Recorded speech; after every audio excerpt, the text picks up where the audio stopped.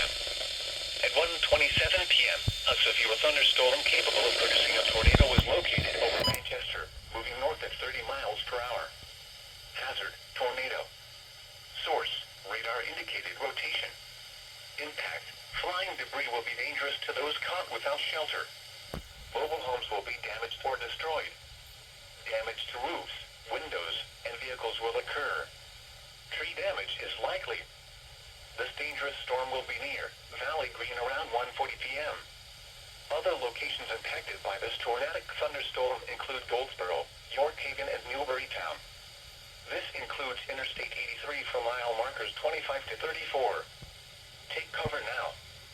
Move to a basement or an interior room on the lowest floor of a sturdy building. Avoid windows. If you are outdoors, in a mobile home, or in a vehicle, move to the closest substantial shelter and protect yourself from flying debris. Repeating, a tornado warning has been issued until 1:45 p.m. for the following county: York, Pennsylvania.